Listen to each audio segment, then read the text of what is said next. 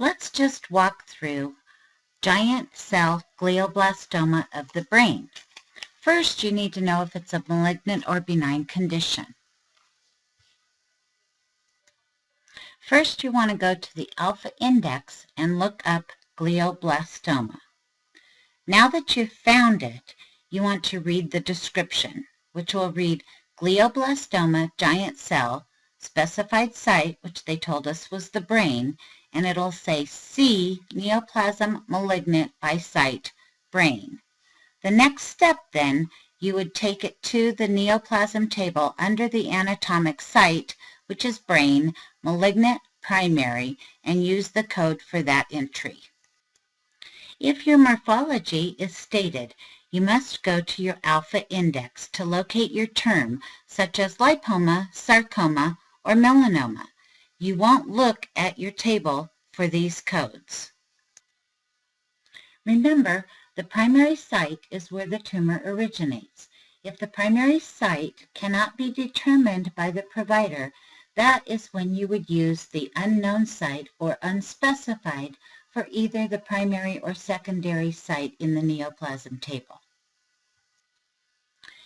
If you can't identify the primary site, there are sections in ICD-9, which is the 199 category, or ICD-10, which is the C76 category. These are to use only when a more specific site cannot be identified. Let's see how well you learned what we reviewed earlier on secondary sites. That is where the primary cancer has spread to someplace else.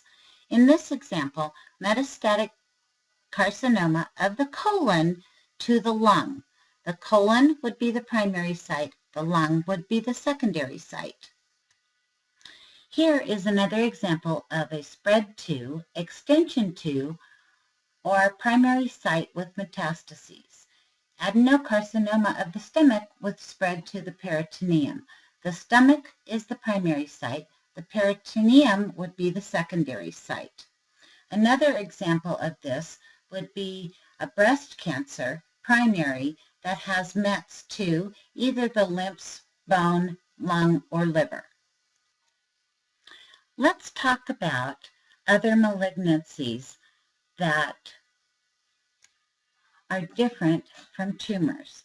These conditions can be lymphomas that arise out of the lymph tissue, multiple myeloma that starts in the bone marrow, and leukemia that forms in blood, which starts with abnormal leukocytes. It is important for you to remember that these conditions are systemic, meaning that it runs through the whole body system. So metastatic doesn't apply when coding these neoplasms. Additionally, you will not find these codes in the neoplasm table. You need to look them up in the alpha index. Here are a few more detailed explanations of your lymphomas, multiple myelomas, and leukemias. First, you need to go to your alpha index. Then you would go to your tabular index. You will find the detail for choosing the right codes in your tabular list. Make sure that you read the entire description so you don't miss anything. Now we get to look at some complications of neoplasms. Neoplasm-related pain is one of many complications of cancer.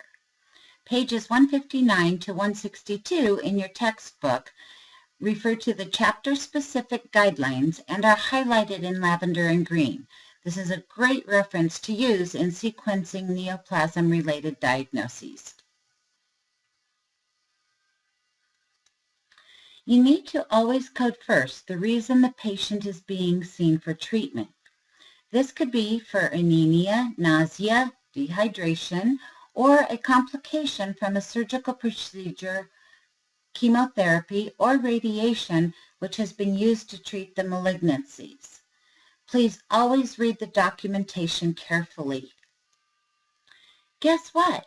Here we have some examples for you to try on your own. Thanks for listening. Happy coding!